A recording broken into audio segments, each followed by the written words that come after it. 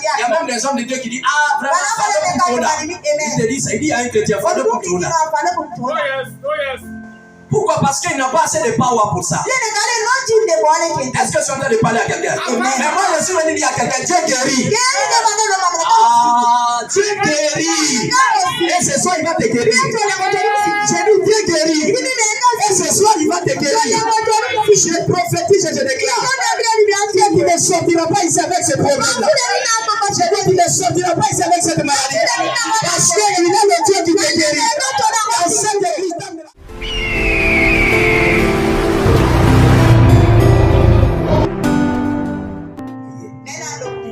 Amen. Amen. Que Dieu le bénisse. Alors, le thème de mon message ce soir, c'est Yahweh Rapha. Yahweh Rapha. Amen. Amen. C'est ça mon thème ce soir. Yahweh Rapha. Dis à ton ami Yahweh Rapha. Alléluia. Amen. Que Dieu le bénisse. Que Dieu le bénisse. Alors, le thème, je disais, c'est Yahweh Rapha. Et ce que nous devons savoir par rapport à cela, c'est que Dieu, dans sa marche avec des hommes, il s'est révélé à eux par plusieurs manières. Amen, amen. Amen. Et à chaque révélation de sa personne, amen, amen. Amen. À chaque révélation de sa personne, l'homme donnait un nom par rapport à cela. Je réponds pour dire que Dieu, dans sa marche avec les hommes, s'est révélé plusieurs fois. Et chacun de ces révélations, amen, amen. Chacun de ces révélations, amen, amen. L'homme lui a donné un nom. Alléluia. En réalité, Dieu n'a pas de nom dans l'Ancien Testament. Amen. Parce que dire que Dieu ce n'est pas un nom. Dieu ce n'est pas un nom. Donc Dieu ce n'est pas un nom. Un nom. Amen, amen. Ce n'est pas un nom. C'est un adjectif qualificatif. Amen, amen. Que Dieu le bénisse. Alors quand je parle déjà d'adjectif qualificatif, c'est-à-dire quand on dit Dieu là, c'est la révélation de sa nature. Alors comme l'homme n'a pas vu la grandeur de Dieu, amen, amen, vu la grandeur de Dieu, l'homme n'a pas pu donner un nom fixe à Dieu. Et Dieu n'a jamais révélé son nom propre dans l'Ancien Testament. Tous les noms que Dieu a dans l'Ancien Testament, ce sont les noms que les hommes lui ont donnés. Mais ils ont donné ces noms par rapport à ce qu'il a fait. Si aujourd'hui il aide quelqu'un qui est dans le besoin, on lui donne un nom par rapport à ça.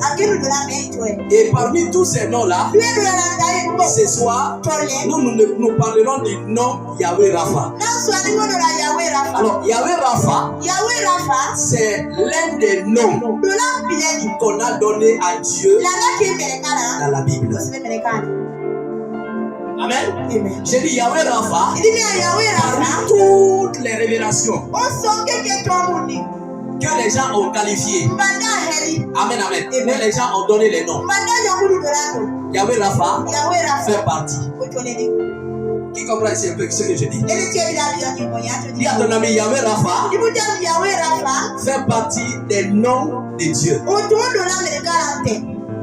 Hein? Est-ce que tu as dit ça à quelqu'un? Dis à ton ami Yahweh Rapha fait partie des noms qu'on a donnés à Dieu. Tu as compris? Qui a compris ça? Yahweh Rapha fait partie des noms qu'on a donnés à Dieu dans l'Ancien Testament. C'est pas que Dieu s'appelle Yahweh Rapha. Son nom propre c'est pas Yahweh Rapha. Mais son nom c'est un nom de révélation. Amen, amen. C'est-à-dire, Tout ça peut aussi pour moi qui est de par rapport à tout ça. Hein? Que Dieu le bénisse. Acclame Jésus s'il te plaît. Alors, je disais, Yahweh Rapha fait partie des noms que les hommes ont donnés à Dieu. Amen, amen. Et je vais citer quelques noms que l'homme a donnés à Dieu. Quelques noms. Amen, amen. Que l'homme a donné à Dieu. Qui est prêt? Qui est prêt à écouter cela? Amen. Amen. Que Dieu le bénisse. Parmi les noms que Dieu a donnés à l'homme, alléluia, nous avons le nom El Elohim. Voilà, Elohim. Amen. El Elohim fait partie des noms qu'on a donnés à Dieu. Et El Elohim signifie quoi? Amen. El Elohim signifie Dieu puissant et fort. Dis à ton ami, Dieu puissant et fort. Dieu puissant et fort et premier. Dieu puissant et fort et premier.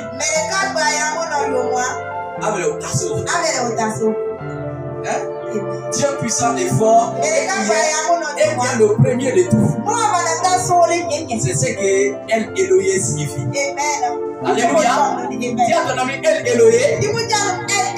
Ça signifie Dieu puissant et fort. Parmi ces noms encore, parmi les noms que l'homme a donné à Dieu, que Dieu le bénisse, il y a El Elohim. El Elohim. Et El Elohim signifie Dieu créateur, puissant et fort.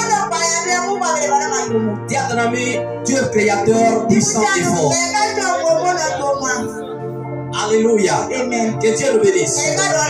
Et parmi aussi ces noms que Dieu, que l'homme a donné à Dieu, ces noms-là ne sont pas les noms de Dieu. Je reprends. Les noms-là ne sont pas les noms de Dieu. Ce sont les révélations qu'il a données à l'homme. Et par rapport à ces révélations, l'homme lui a qualifié. Vous comprenez, hein? Mais ce n'est pas les noms propres de Dieu. Ah, si on dit que c'est les noms propres de Dieu, alors Dieu a plusieurs noms. Dieu n'a pas plusieurs noms. Mais Dieu s'est révélé plusieurs manières et l'homme s'est donné, l'homme lui a donné le nom par rapport à ses révélations. Je parle à quelqu'un. Alléluia. Et après El Elohim, nous avons El Shaddai. Que Dieu le bénisse. Et El Shaddai signifie quoi? Dieu puissant. Alléluia. Dieu puissant. Le Dieu puissant de Jacob. Amen. C'est ce que ça signifie. Alléluia. Alors il y en a tellement. Et je peux te les citer. Mais c'est juste pour te dire que Dieu s'est révélé de plusieurs manières. Alléluia. Et selon ces Elohim, nous ne parlons pas de Yahweh Jireh. Ce soir, nous parlons de Yahweh Rapha. Amen. Amen. Et nous parlons de Yahweh Rapha. Alléluia. Que Dieu le bénisse. Et c'est l'un des noms que Dieu s'est donné dans la Bible. Alors, Yahweh Rapha, la signifie quoi? Yahweh Rapha, la signifie quoi? Yahweh Rapha signifie. Il y a ton ami, c'est ce que veut dire Yahweh Rapha. Alléluia. Que Dieu le bénisse. Yahweh Rapha signifie l'Éternel qui te guérit. Dis à ton ami, l'Éternel qui te guérit. Amen, amen. Que Dieu le bénisse. Alors, dans la Bible, ce que tu dois savoir, c'est que Dieu ne s'est pas seulement révélé comme le Dieu puissant. Ne s'est pas seulement révélé comme le premier de tout. Il s'est révélé encore comme le Dieu qui te guérit. Amen, amen. Que Dieu nous bénisse. Il s'est révélé encore que Dieu, il est le Dieu qui te guérit. Ce nom-là révèle quoi? Alléluia. Ce nom-là révèle que Dieu prend compte de tes problèmes. Ce nom-là révèle que Dieu prend compte de tes soucis. Ce nom-là révèle que Dieu prend compte de ta maladie et tes problèmes. Parce qu'on prêche aujourd'hui Dieu, hein? Et on le prêche de plusieurs manières. Alléluia. Mais ce que tu dois savoir, toutes les révélations que tu as reçues de Dieu, elles sont bonnes. Mais parmi ces révélations, il est aussi, il s'est révélé aussi comme Dieu qui te guérit. Alléluia. Que Dieu nous bénisse. Alors déjà, s'il dit qu'il est le Dieu qui nous guérit, cela veut dire clairement que Dieu ne prend pas plaisir de notre souffrance. Dieu ne prend pas plaisir à ta maladie. Quand tu es malade, Dieu n'est pas content. Alléluia. Et cela révèle aussi que ce n'est pas la volonté de Dieu que tu sois malade. Celui qui dit que la maladie est une volonté de Dieu, c'est faux. Dieu ne veut pas que tu tombes malade. Alors papa, pourquoi tu tombes malade? Oui, c'est possible. Des fois, il se peut que tu ne veux pas que quelque chose arrive à quelqu'un, mais ça l'arrive. Ce n'est pas la volonté de Dieu que les gens partent en enfer. Mais les gens iront en enfer parce qu'ils ne respectent pas les principes. Amen. Nous sommes sur la terre. Et sur la terre, là, il y a beaucoup de réalités. Beaucoup de réalités. Et à cause de ces réalités, des fois, nous pouvons tomber malades. Mais Dieu dit que quand vous tombez malade, je suis là pour vous guérir. Ah? Il est possible qu'un chrétien tombe malade. Il est possible qu'un pasteur tombe malade. Lui, un pasteur tombe malade. Lui, un chrétien tombe malade.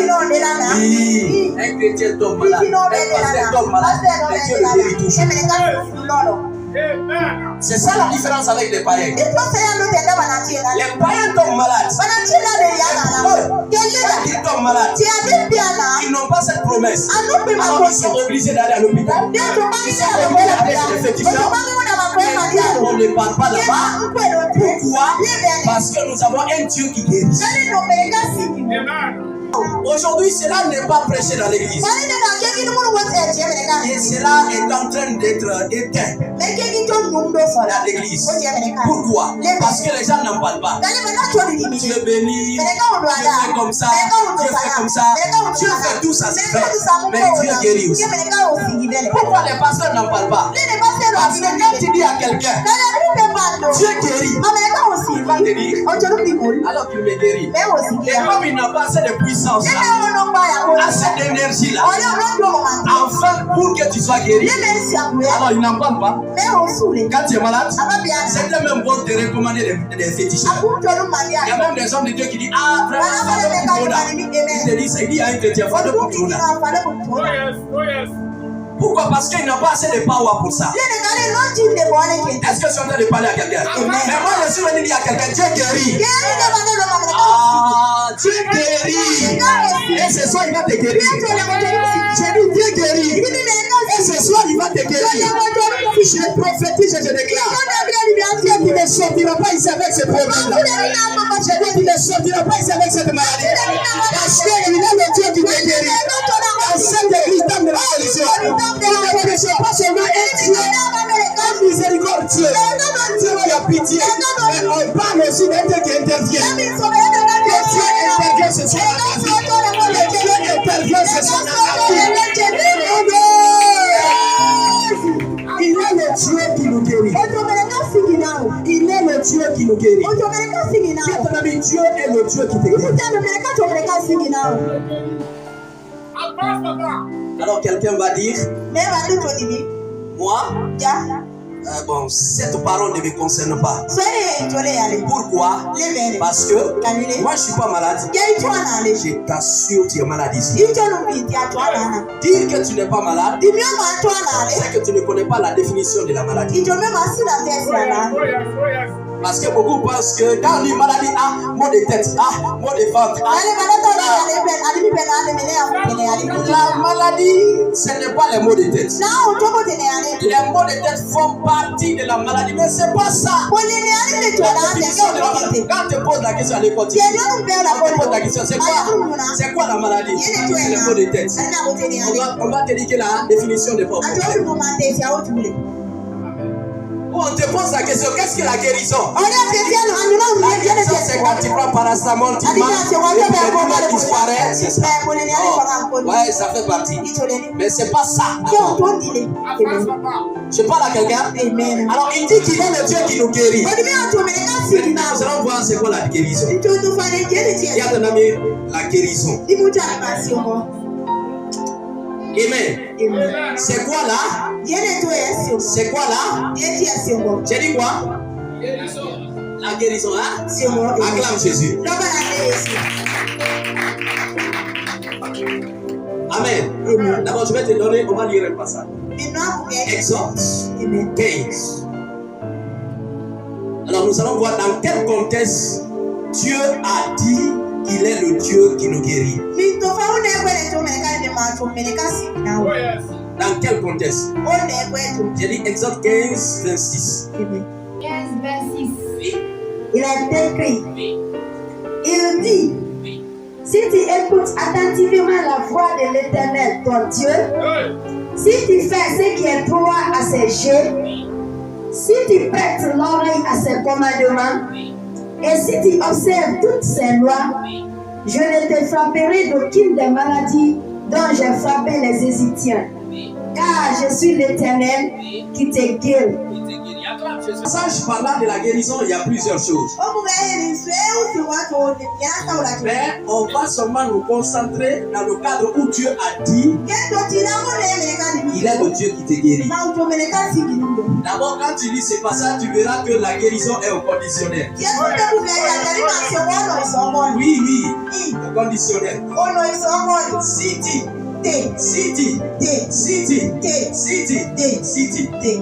Si, bien dans le si. Mais nous ne sommes pas là-bas. La Bible dit quoi? C'est Dieu qui parle. Et ici, c'était quand Israël marchait dans le désert.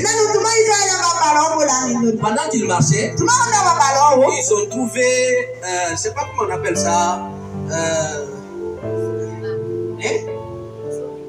Voilà, les eaux qu'on trouve dans le désert là. Amen. Voilà, ils ont un nom là. Et ils ont trouvé de l'eau dans le désert. Mais les eaux là n'étaient pas vivables. Amen. Amen. Ces eaux-là étaient empoisonnées. Et comme ces eaux-là étaient empoisonnées, quand les Israélites ont pris l'eau pour boire, la Bible dit que l'eau était amère. L'eau était amère. L'eau n'était pas vivable. Si on buvait ça, on pouvait être empoisonné. Alors l'Israël a commencé à se plaindre devant Dieu. Ils ont commencé à se plaindre de ce Moïse. Pourquoi tu nous as envoyés ici? Nous là on ne peut pas boire. Ils ont commencé à parler. Ils ont parlé. Et après un moment, et on criait vers Moïse. Moïse a crié vers Dieu. Moïse lui a donné, Dieu lui a donné un secret. Et Dieu te donne un secret sur toi. Que Dieu te donne un secret qui va résoudre le problème qui est sur toi. Je reprends pour dire que Dieu te donne une solution. Et Dieu lui donne un secret qui va te donner la capacité de résoudre tous tes problèmes dans le Jésus. Dieu a donné le secret à Moïse. Il a dit à Moïse, regarde de l'autre côté là-bas. Il y a un bois là-bas. Il y a un bois. Il y a un bois. Il y a quoi? Un bois. Il a dit il y a un bois à côté là-bas. Prends le bois là et mets dans l'eau. Et l'eau deviendra vivable. Amen, amen. Et l'eau deviendra vivable. Amen. Et Moïse a pris le bois. Quand il a pris le bois, il l'a mis dans l'eau. L'eau qui était amère est devenue l'eau douce.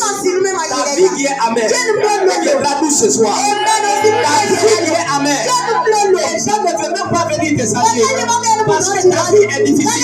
Je prophétise et je déclare ce soir, ta vie devient douce au nom de Jésus. Je dis ta vie devient douce au nom de Jésus.